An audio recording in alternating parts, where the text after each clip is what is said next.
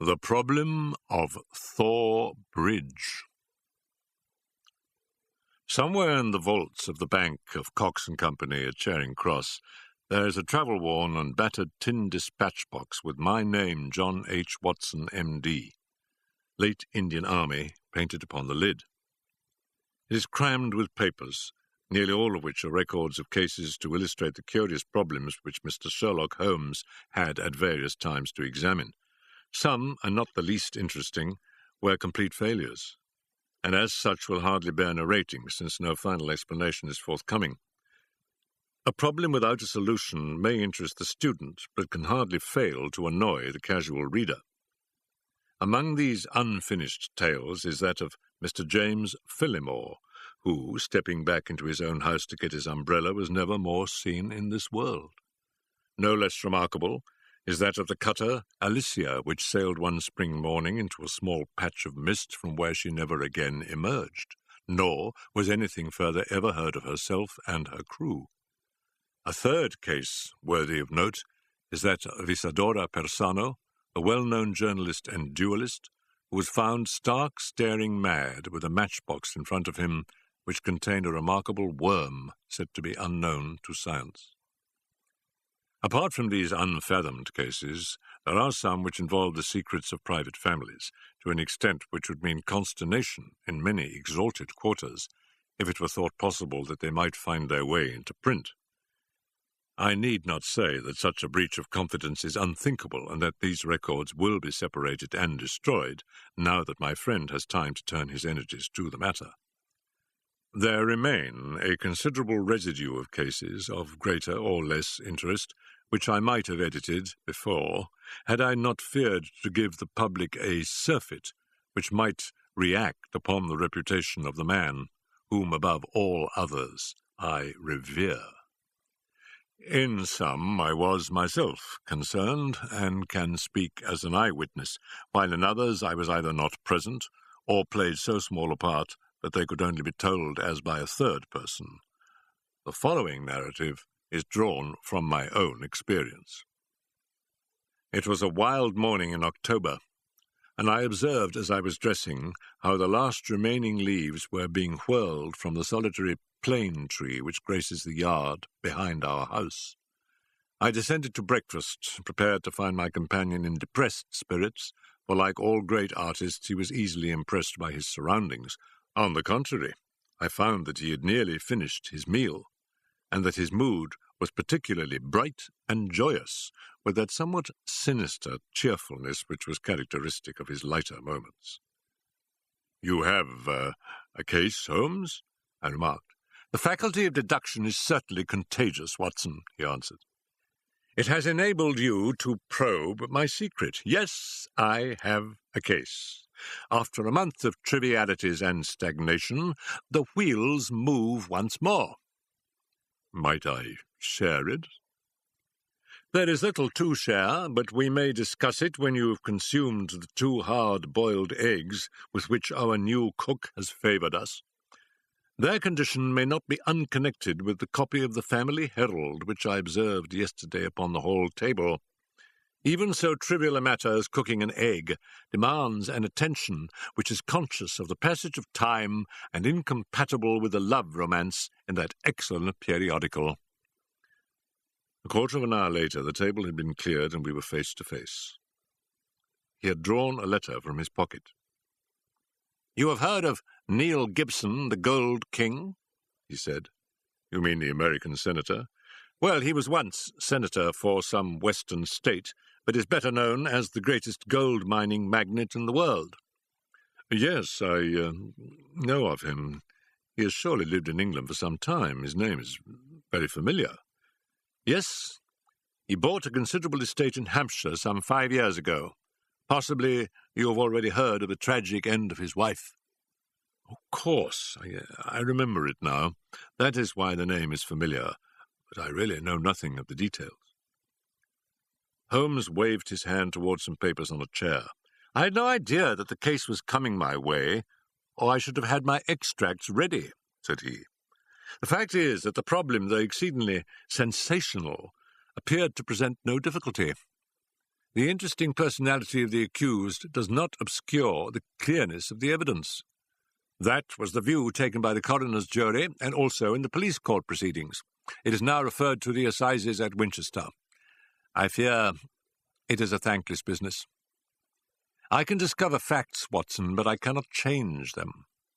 Unless some entirely new and unexpected ones come to light, I do not see what my client can hope for. Your client? I forgot I had not told you. I'm getting into your involved habit, Watson, of telling a story backward. You had best read this first. The letter which he handed to me, written in a bold, masterful hand, ran as follows. Claridge's Hotel, October the 3rd. Dear Mr. Sherlock Holmes, I can't see the best woman God ever made go to her death without doing all that is possible to save her. I can't explain things. I can't even try to explain them. But I know beyond all doubt that Miss Dunbar is innocent. You know the facts. Who doesn't? It has been the gossip of the country, and never a voice raised for her. It's the damned injustice of it all that makes me crazy. That woman has a heart that wouldn't let her kill a fly. Well, I'll come at 11 tomorrow and see if you can get some ray of light in the dark. Maybe I have a clue and don't know it. Anyhow, all I know and all I have and all I am are for your use if only you can save her. If ever in your life you showed your powers, put them now into this case. Yours faithfully, J. Neil Gibson. There you have it, said Sherlock Holmes, knocking out the ashes of his after-breakfast pipe and slowly refilling it. That is the gentleman I await. As to the story, you have hardly time to master all these papers, so I must give it to you in a nutshell if you are to take an intelligent interest in the proceedings. This man is the greatest financial power in the world, and a man, as I understand, of most violent and formidable character. He married a wife, the victim of this tragedy, of whom I know nothing save that she was past her prime, which was the more unfortunate, as a very attractive governess superintended the education of 2 young children. These are the 3 people concerned, and the scene is a grand old manor house, the centre of historical English state. Then, as to the tragedy. The wife was found in the grounds nearly half a mile from the house, late at night, clad in her dinner dress, with a shawl over her shoulders and a revolver bullet through her brain. No weapon was found near her, and there was no local clue as to the murder. No weapon near her, Watson. Mark that. The crime seems to have been committed late in the evening, and the body was found by a gamekeeper about 11 o'clock, when it was examined by the police and by a doctor before being carried up to the house. Is this too condensed, or can you follow it clearly? It's all very clear. But why suspect the governess? Well, in the first place, there is some very direct evidence. A revolver with 1 discharged chamber and a caliber which corresponded with the bullet was found on the floor of her wardrobe. His eyes fixed, and he repeated in broken words, on the floor of her wardrobe. Then he sank into silence, and I saw that some train of thought had been set moving which I should be foolish to interrupt.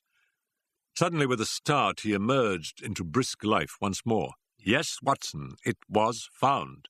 Pretty damning, eh? So the 2 juries thought. Then the dead woman had a note upon her, making an appointment at that very place, and signed by the governess. How's that? Finally, there is the motive. Senator Gibson is an attractive person. If his wife dies, who more likely to succeed her than the young lady who had already, by all accounts, received pressing attentions from her employer? Love, fortune, power, all depending upon one middle-aged life. Ugly, Watson, very ugly. Yes, indeed, Holmes. Nor could she prove an alibi. On the contrary, she had to admit that she was down near Thor Bridge, that was the scene of the tragedy, about that hour. She couldn't deny it, or some passing villager had seen her there. That really seems final. And yet, Watson, and yet, this bridge, a single broad span of stone with balustraded sides, carries the drive over the narrowest part of a long, deep, reed-girt sheet of water. Thor Mere, it is called. In the mouth of the bridge lay the dead woman. Such are the main facts. But here, if I mistake not, is our client, considerably before his time." Billy had opened the door, but the name which he announced was an unexpected one. Mr. Marlowe Bates was a stranger to both of us. He was a thin, nervous wisp of a man with frightened eyes and a twitching, hesitating manner, a man whom my own professional eye would judge to be on the brink of an absolute nervous breakdown. "You seem agitated, Mr. Bates," said Holmes. "Pray sit down. I fear I can only give you a short time, for I have an appointment at 11. I know you have." Our visitor gasped, shooting out short sentences like a man who was out of breath. "Mr. Gibson is coming. Mr. Gibson is my employer. I am manager of his estate, Mr. Holmes. He is a villain, an infernal villain." "Strong language, Mr. Bates." I have to be emphatic, Mr. Holmes, but the time is so limited I would not have him find me here for the world. He's almost due now, but I was so situated that I could not come earlier. His secretary, Mr. Ferguson, only told me this morning of his appointment with you." "And you are his manager?" "I've given him notice. In a couple of weeks I shall have shaken off his accursed slavery. A hard man, Mr. Holmes, hard to all about him. Those public charities are a screen to cover his private iniquities. But his wife was his chief victim. He was brutal to her, yes, sir, brutal. How she came by our death I do not know. But I am sure that he had made her life a misery to her. She was a creature of the tropics, a Brazilian by birth, as no doubt you know." "No, it had escaped me." "Tropical by birth and tropical by nature, a child of a sun, of passion. She had loved him as such women can love, but when her own physical charms had faded, I'm told that they were once great, there was nothing to hold him. We all liked her and felt for her and hated him for the way that he treated her, but he is plausible and cunning. That is all I have to say to you. Don't take him at his face value. There is more behind. Now I'll go. No, don't detain me. He is almost due." With a frightened look at the clock, our strange visitor literally ran to the door and disappeared. Well, said Holmes after an interval of silence. "Mr. Gibson seems to have a nice, loyal household. But the warning is a useful one, and now we can only wait till the man himself appears." Sharp at the hour we heard a heavy step upon the stairs, and the famous millionaire was shown into the room. As I looked upon him, I understood not only the fear and dislike of his manager, but also the execrations which so many business rivals have heaped upon his head. If I were a sculptor and desired to idealize the successful man of affairs, iron of nerve and leathery of conscience, I should choose Mr. Neil Gibson as my model. His tall, gaunt, craggy figure had a suggestion of hunger and rapacity. And Abraham Lincoln, keyed to base uses instead of high ones, would give some idea of the man.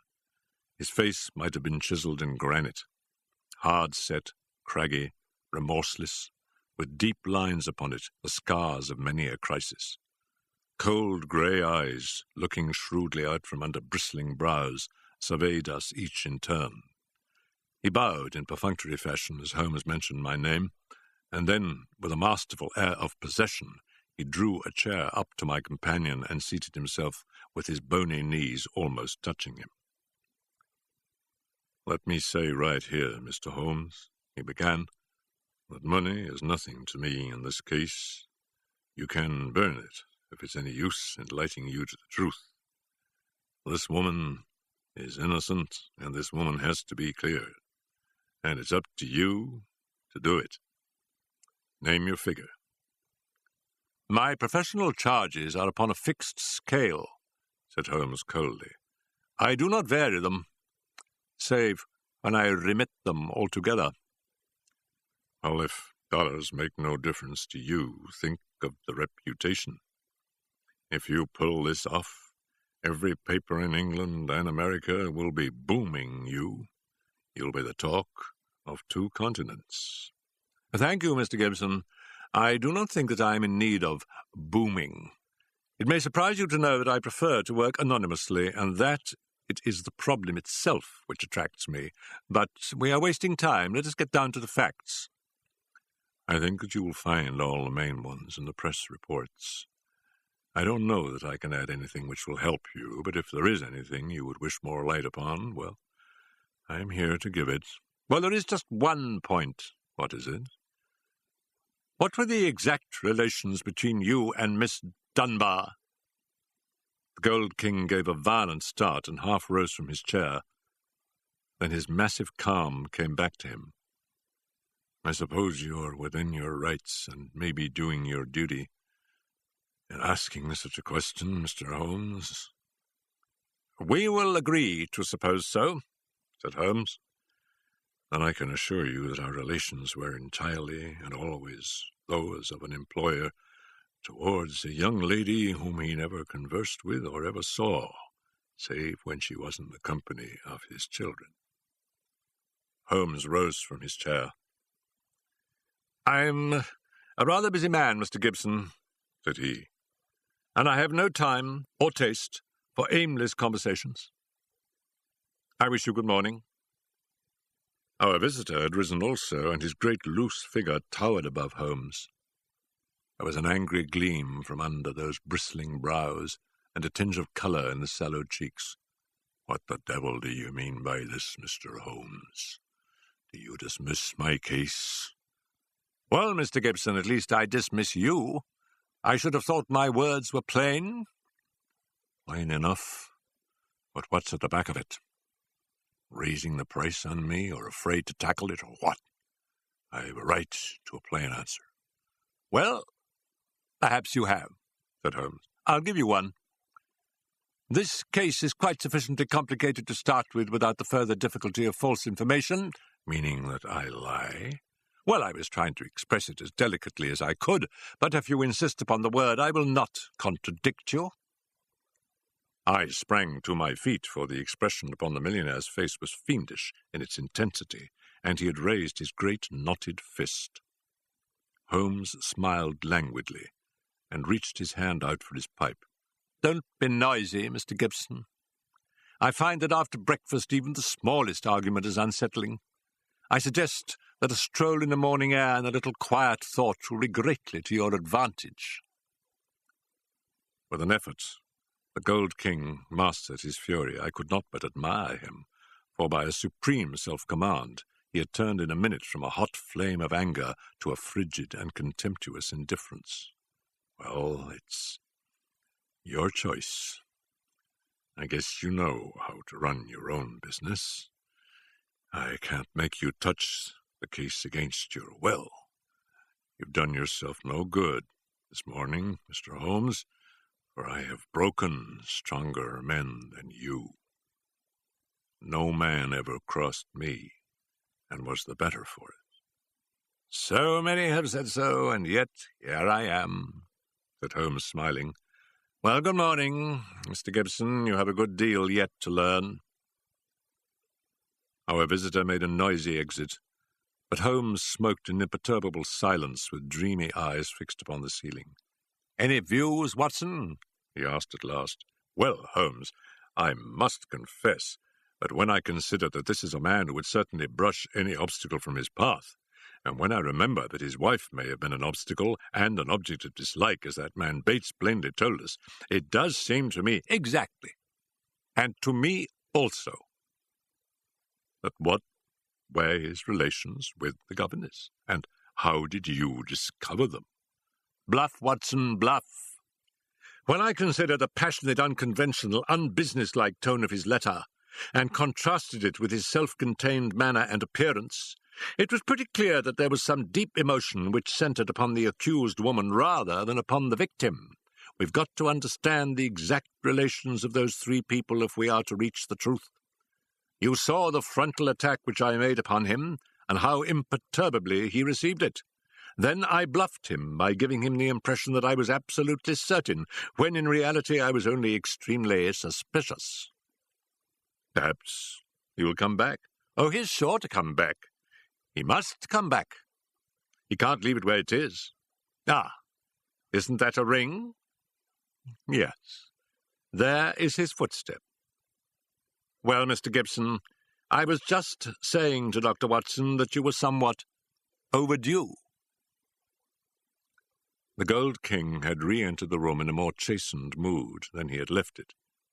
His wounded pride still showed in his resentful eyes, but his common sense had shown him that he must yield if he would attain his end.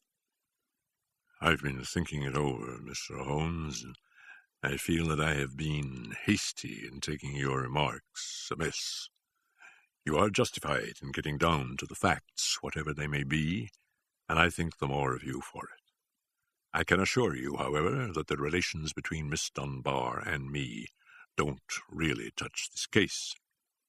"That is for me to decide, is it not?" "Yes, I guess that is so. You're like a surgeon who wants every symptom before he can give his diagnosis." "Exactly. That expresses it. And it is only a patient who has an object in deceiving his surgeon who would conceal the facts of his case." "That may be so. But you will admit, Mr. Holmes, that most men would shy off a bit when they are asked point-blank what their relations with a woman may be, if there really is some serious feeling in the case. I guess most men have a little private reserve of their own in some corner of their souls, where they don't welcome intruders, and you burst suddenly into it. The object excuses you, since it was to try and save her. Well, the stakes are down, and the reserve open, and you can explore where you will. What is it you want?" "The truth." The Gold King paused for a moment as one who marshals his thoughts. His grim, deep-lined face had become even sadder and more grave. "I can give it to you in a very few words, Mr. Holmes," said he at last. "There are some things that are painful as well as difficult to say, so I won't go deeper than is needful. I met my wife when I was gold hunting in Brazil. Maria Pinto was the daughter of a government official at Manaus, and she was very beautiful. I was young and ardent in those days, but even now, as I look back with colder blood and a more critical eye, I can see that she was rare and wonderful in her beauty. It was a deep, rich nature, too, passionate, wholehearted, tropical, ill-balanced, very different from the American women whom I had known. Well, to make a long story short, I loved her, and I married her. It was only when the romance had passed, and had lingered for years, that I realized that we had nothing, absolutely nothing, in common. My love faded. If hers had faded also, it might have been easier. But you know the wonderful way of women. Do what I might, nothing could turn her from me. If I have been harsh to her, even brutal, as some have said, it has been because I knew that if I could kill her love, or if it turned to hate, it would be easier for both of us, but nothing changed her. She adored me in these English woods, as she had adored me 20 years ago on the banks of the Amazon. Do what I might, she was as devoted as ever. Then came Miss Grace Dunbar. She answered our advertisement and became governess to our 2 children. Perhaps you have seen her portrait in the papers. The whole world has proclaimed that she also is a very beautiful woman. Now, I make no pretense to be more moral than my neighbors, and I will admit to you that I could not live under the same roof with such a woman and in daily contact with her without feeling a passionate regard for her. Do you blame me, Mr. Holmes? I do not blame you for feeling it. I should blame you if you expressed it, since this young lady was in a sense under your protection. Well, maybe so, said the millionaire, though for a moment the reproof had brought the old angry gleam into his eyes. I am not pretending to be any better than I am. I guess all my life I have been a man that reached out his hand for what he wanted, and I never wanted anything more than the love and possession of that woman. I told her so. Oh, you did you? Holmes could look very formidable when he was moved. I said to her that if I could marry her, I would, but that it was out of my power. I said that money was no object, and that all I could do to make her happy and comfortable would be done. Very generous, I am sure, said Holmes with a sneer. See here, Mr. Holmes, I came to you on a question of evidence, not on a question of morals.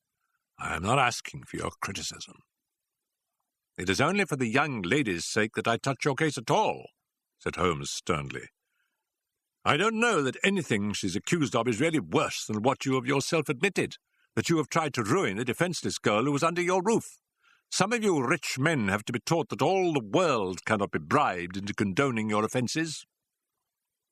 To my surprise, the Gold King took the reproof with equanimity. That is how I feel myself about it now. I thank God that my plans did not work out as I intended. She would have none of it, and she wanted to leave the house instantly. Why did she not? Well, in the first place, others were dependent upon her, and it was no light matter for her to let them all down by sacrificing her living. When I had sworn, as I did, that she should never be molested again, she consented to remain. But there was another reason. She knew the influence she had over me, and that it was stronger than any other influence in the world. She wanted to use it for good. How? Well, she knew something of my affairs. They are large, Mr. Holmes, large beyond the belief of an ordinary man. I can make or break, and it is usually break. It wasn't individuals only, it was communities, cities, even nations. Business is a hard game, and the weak go to the wall. I played the game for all it was worth. I never squealed myself, and I never cared if the other fellow squealed. But she saw it different. I guess she was right. She believed and said that a fortune for one man that was more than he needed should not be built on 10,000 ruined men who were left without the means of life. That was how she saw it, and I guess she could see past the dollars to something that was more lasting.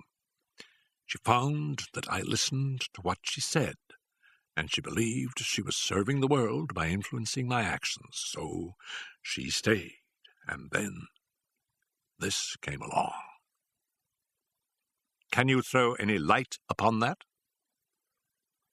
The Gold King paused for a minute or more, his head sunk in his hands, lost in deep thought. It's very black against her, I can't deny that.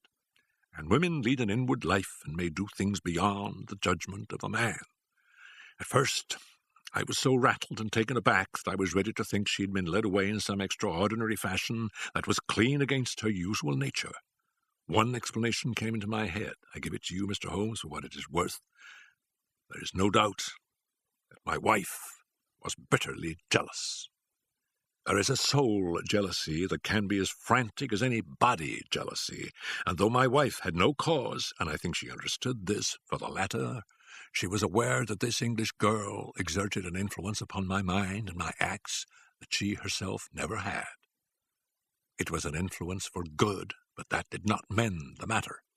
She was crazy with hatred, and the heat of the Amazon was always in her blood. She might have planned to murder Miss Dunbar, or, we will say, to threaten her with a gun, and so frighten her into leaving us. Then there might have been a scuffle, and the gun gone off and shot the woman who held it. That possibility had already occurred to me, said Holmes. Indeed, it is the only obvious alternative to deliberate murder. But she utterly denies it. Well, that is not final, is it?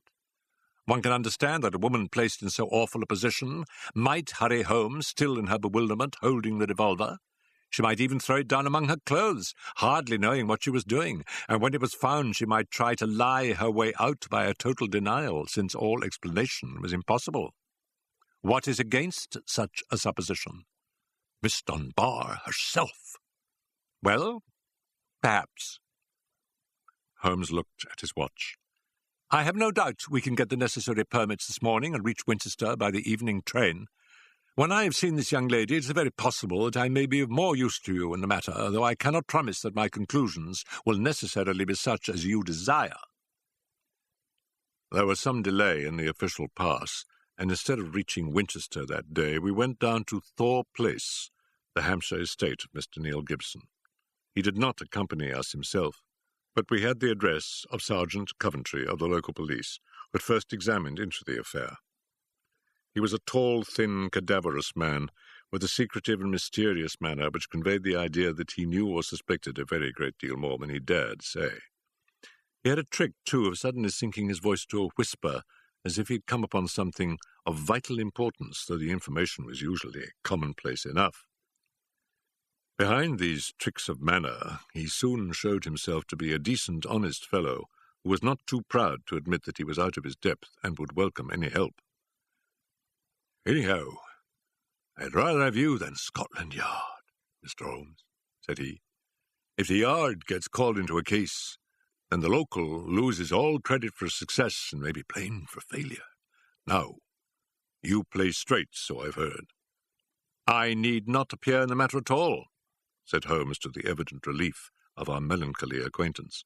If I can clear it up, I don't ask to have my name mentioned. Well, it's very handsome of you, I'm sure.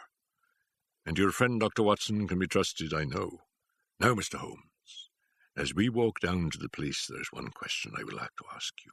I breathe it to no soul but you.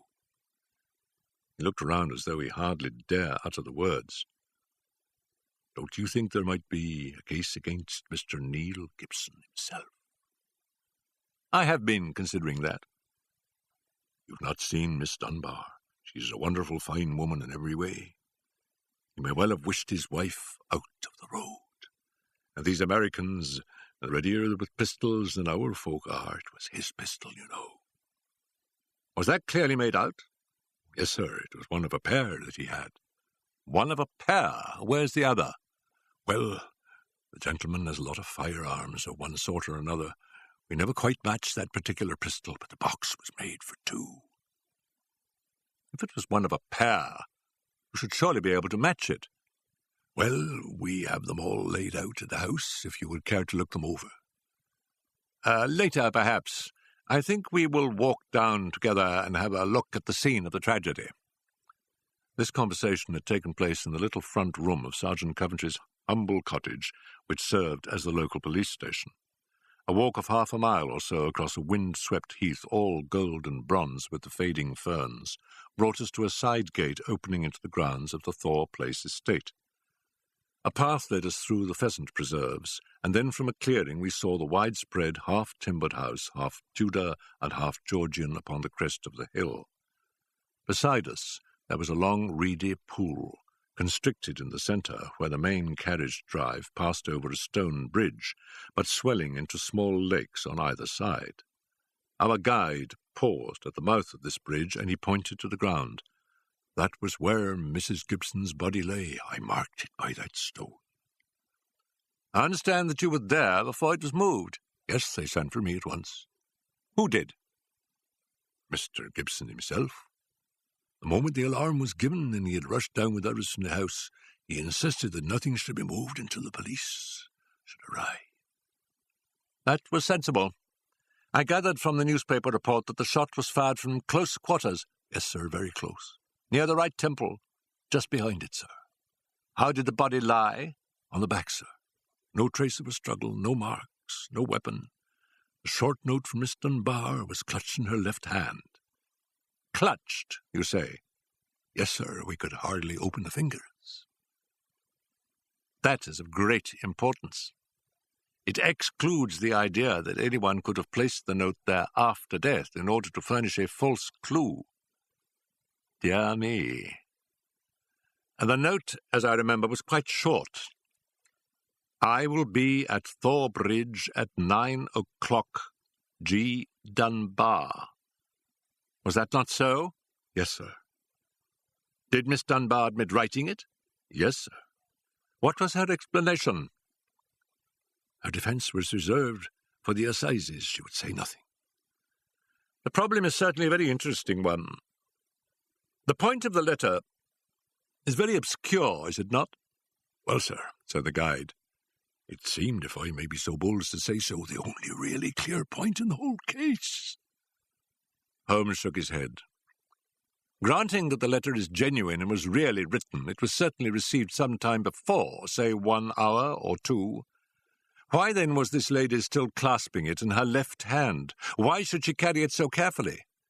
She did not need to refer to it in the interview. Does it not seem remarkable? Well, sir, as you put it, perhaps it does. I think I should like to sit quietly for a few minutes and think it out. He seated himself upon the stone ledge of the bridge, and I could see his quick grey eyes darting their questioning glances in every direction. Suddenly, he sprang up again and ran across to the opposite parapet, whipped his lens from his pocket and began to examine the stonework. This is curious, said he. Yes, sir, we saw the chip on the ledge. I expect it's been done by some passer-by. The stonework was grey, but at this one point it showed white for a space not larger than a sixpence. When examined closely, one could see that the surface was chipped, as by a sharp blow. "Took some violence to do that," said Holmes thoughtfully. With his cane he struck the ledge several times without leaving a mark. "Yes, it was a hard knock. In a curious place, too. It was not from above, but from below, for you see that it is on the lower edge of the parapet." "But it is at least 15 feet from the body." "Yes, it is 15 feet from the body. It may have nothing to do with the matter, but it is a point worth noting. I do not think that we have anything more to learn here. There were no footsteps, you say?" "The ground was iron hard, sir. There were no traces at all." "Then we can go. We will go up to the house first and look over these weapons of which you speak. Then we shall get on to Winchester, for I should desire to see Miss Dunbar before we go farther." Mr. Neil Gibson had not returned from town, but we saw in the house the neurotic Mr. Bates, who had called upon us in the morning. He showed us, with a sinister relish, the formidable array of firearms of various shapes and sizes, which his employer had accumulated in the course of an adventurous life.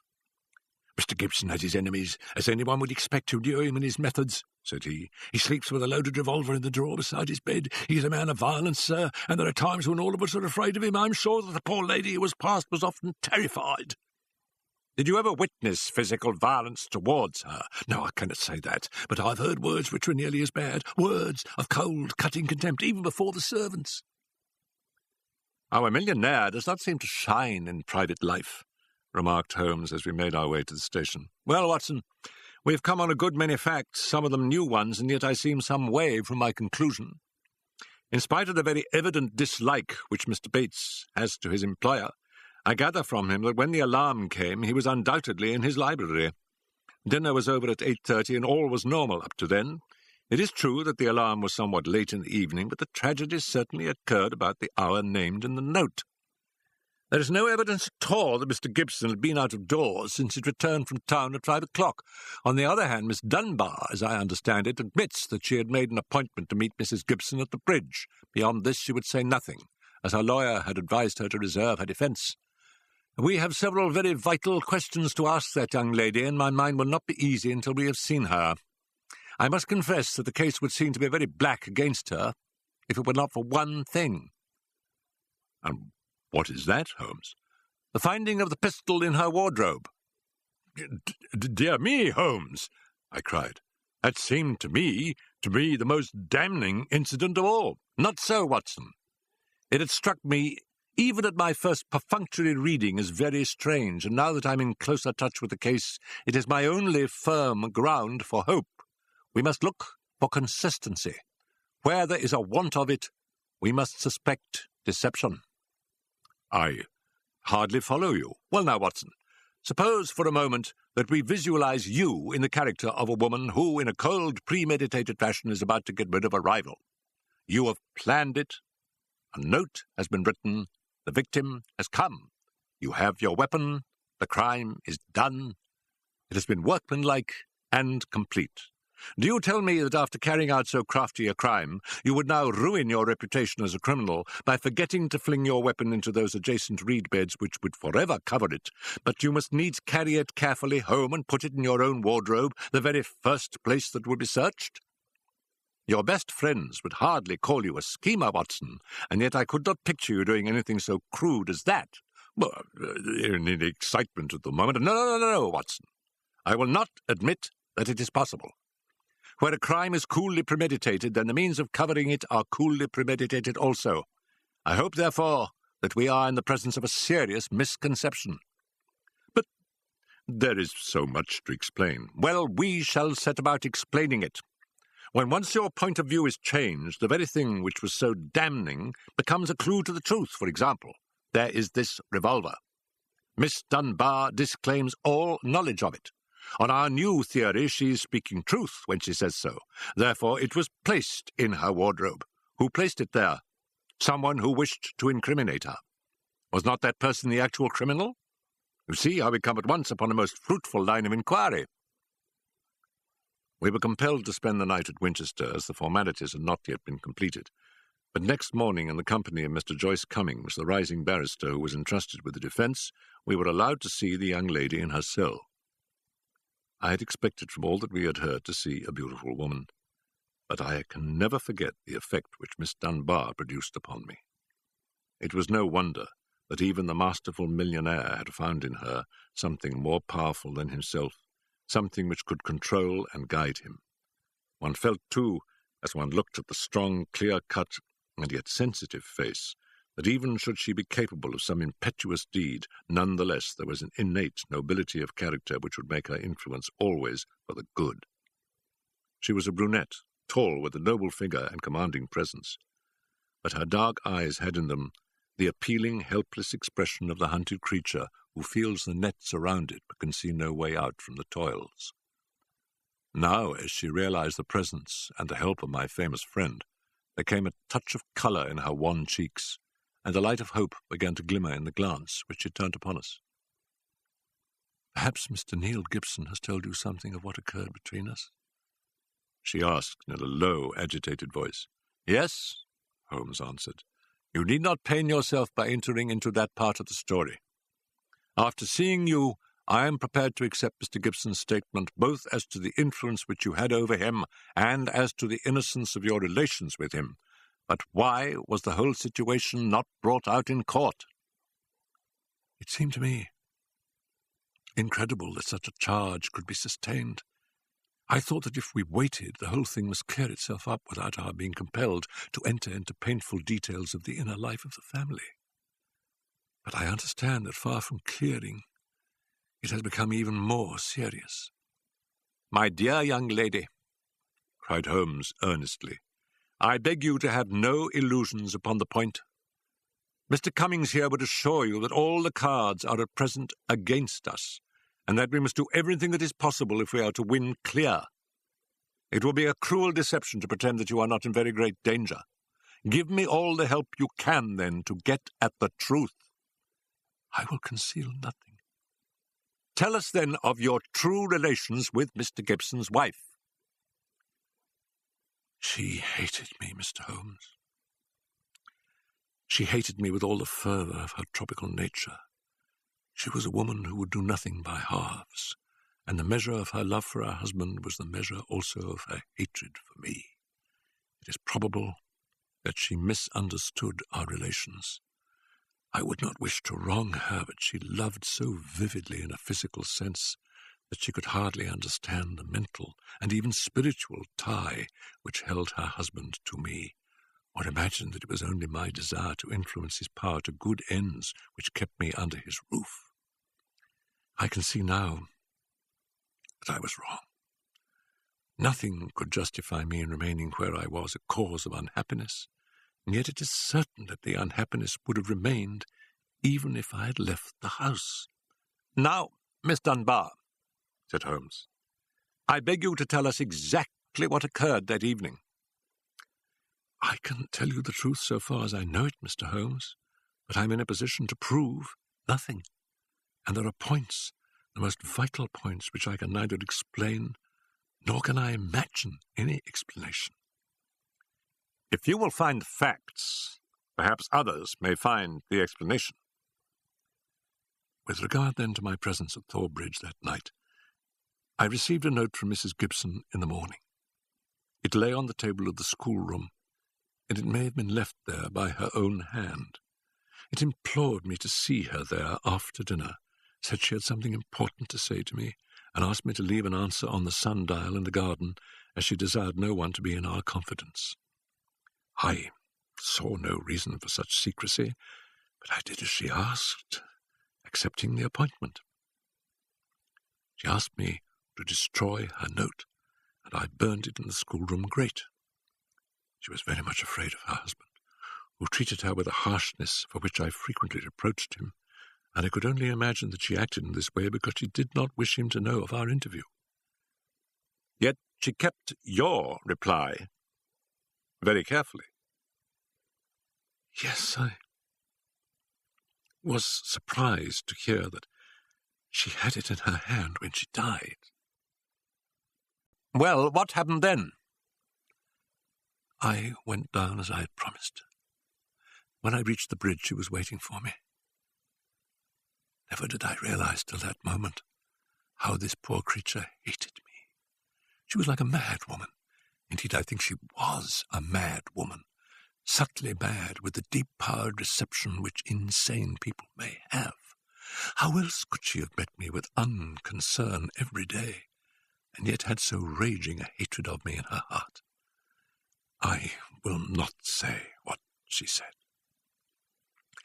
She poured her whole wild fury out in burning and horrible words. I did not even answer. I could not. It was dreadful to see her. I put my hands to my ears and rushed away. When I left her, she was standing, still shrieking out her curses at me in the mouth of the bridge. Where she was afterwards found? Within a few yards from the spot. And yet, presuming that she met her death shortly after you left her, you heard no shot? Oh, I heard nothing. But indeed, Mr. Holmes, I was so agitated and horrified by this terrible outbreak that I rushed to get back to the peace of my own room, and I was incapable of noticing anything which happened. You say that you returned to your room. Did you leave it again before next morning? Yes, when the alarm came that the poor creature had met her death, I ran out with the others. Did you see Mr. Gibson? Yes, he had just returned from the bridge when I saw him. He had sent for the doctor and the police. Did he seem to you much perturbed? Mr. Gibson is a very strong, self-contained man. I do not think that he would ever show his emotions on the surface. But I who knew him so well could see that he was deeply concerned.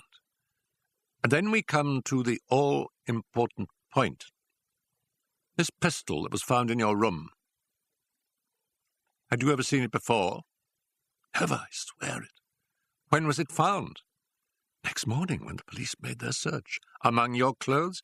Yes, on the floor of my wardrobe under my dresses. You could not guess how long it had been there? It had not been there the morning before. How do you know? Because I tied it out the wardrobe. That is final. Then someone came into your room and placed the pistol there in order to inculpate you. It must have been so.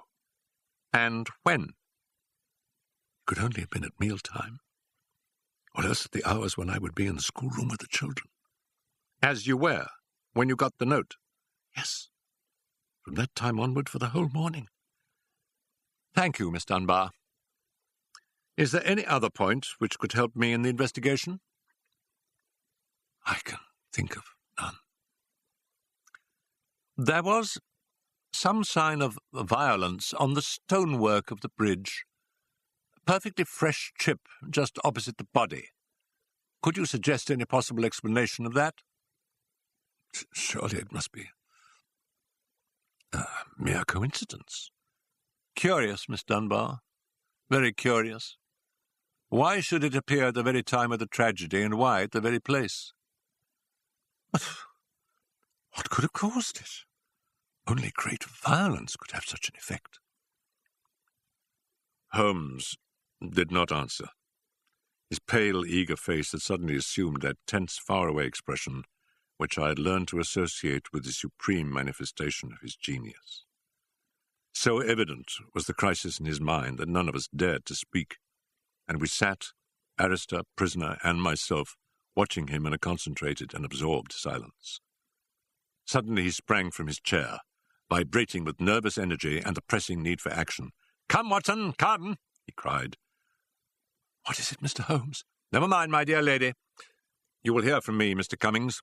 With the help of the God of Justice, I will give you a case which will make England ring. You will get news by tomorrow, Miss Dunbar.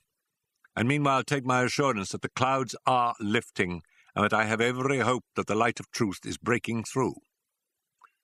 It was not a long journey from Winchester to Thor Place, but it was long to me in my impatience, while for Holmes it was evident that it seemed endless.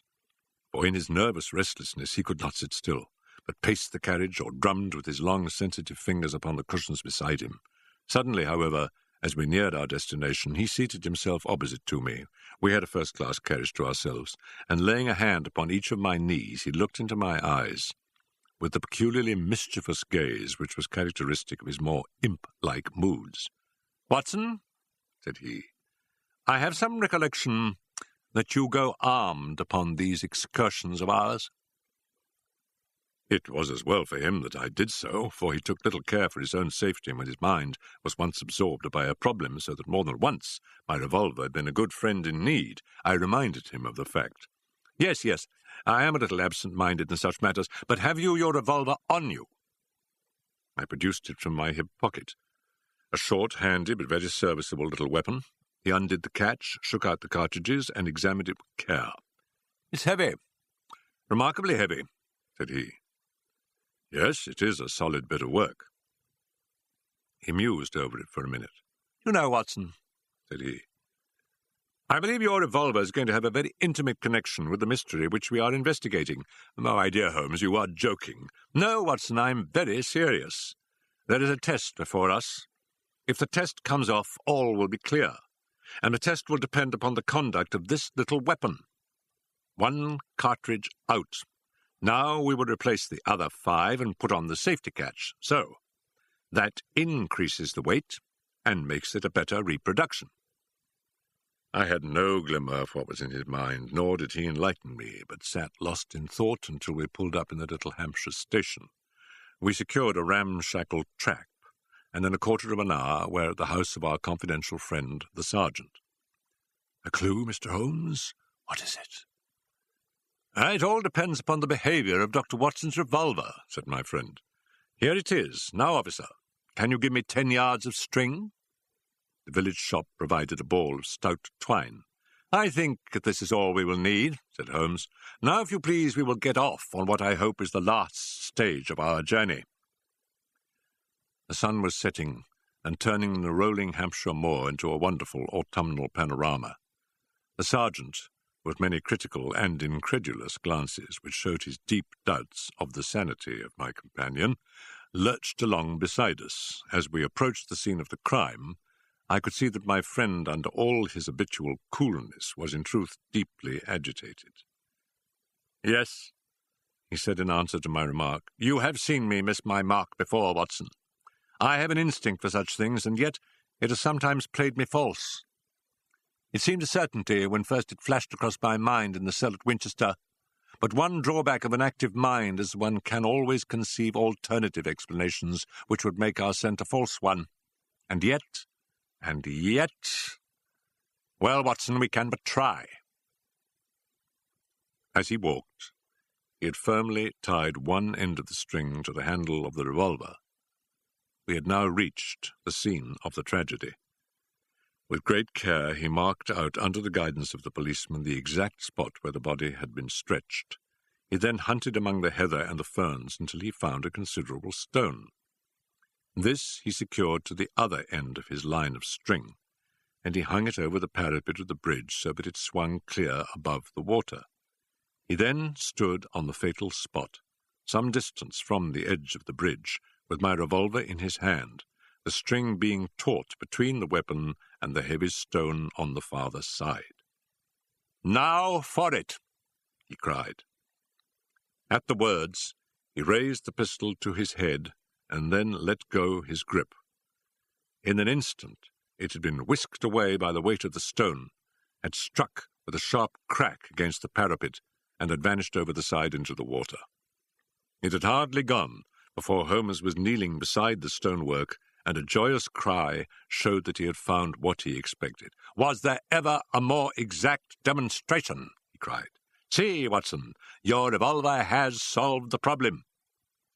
As he spoke, he pointed to a second chip of the exact size and shape of the first, which had appeared on the under edge of the stone balustrade. "We'll stay at the inn tonight," he continued as he rose and faced the astonished sergeant. "You will, of course, get a grappling hook, and you will easily restore my friend's revolver. You will also find beside it the revolver, string, and weight with which this vindictive woman attempted to disguise her own crime and to fasten a charge of murder upon an innocent victim. You can let Mr. Gibson know that I will see him in the morning, when steps can be taken for Miss Dunbar's vindication." Late that evening, as we sat together smoking our pipes in the village inn, Holmes gave me a brief review of what had passed. "I fear, Watson," said he, "that you will not improve any reputation which I may have acquired by adding the case of the Thor Bridge mystery to your annals. I have been sluggish in mind and wanting in that mixture of imagination and reality which is the basis of my art. I confess that the chip in the stonework was a sufficient clue to suggest the true solution, and that I blame myself for not having attained it sooner. It must be admitted that the workings of this unhappy woman's mind were deep and subtle, so that it was no very simple matter to unravel her plot. I do not think that in our adventures we have ever come across a stranger example of what perverted love can bring about. Whether Miss Dunbar was her rival in a physical or in a merely mental sense seems to have been equally unforgivable in her eyes. No doubt she blamed this innocent lady for all those harsh dealings and unkind words with which her husband tried to repel her too demonstrative affection. Her first resolution was to end her own life. Her second was to do it in such a way as to involve her victim in a fate which was worse far than any sudden death could be. We can follow the various steps quite clearly, and they show a remarkable subtlety of mind. A note was extracted very cleverly from Miss Dunbar, which would make it appear that she had chosen the scene of the crime. In her anxiety that it should be discovered, she somewhat overdid it by holding it in her hand to the last. This alone should have excited my suspicions earlier than it did. Then she took one of her husband's revolvers. There was, as you saw, an arsenal in the house, and kept it for her own use. A similar one she concealed that morning in Miss Dunbar's wardrobe, after discharging one barrel, which she could easily do in the woods without attracting attention. She then went down to the bridge where she had contrived this exceedingly ingenious method for getting rid of her weapon. When Miss Dunbar appeared, she used her last breath in pouring out her hatred, and then, when she was out of hearing, carried out her terrible purpose. Every link is now in its place, and the chain is complete. The papers may ask why the mere was not dragged in the first instance, but it is easy to be wise after the event, and in any case, the expanse of a reed-filled lake is no easy matter to drag unless you have a clear perception of what you are looking for and where. Well, Watson, we have helped a remarkable woman, and also a formidable man. Should they in the future join their forces, as seems not unlikely, the financial world may find that Mr. Neil Gibson has learned something in that schoolroom of sorrow where our earthly lessons are taught.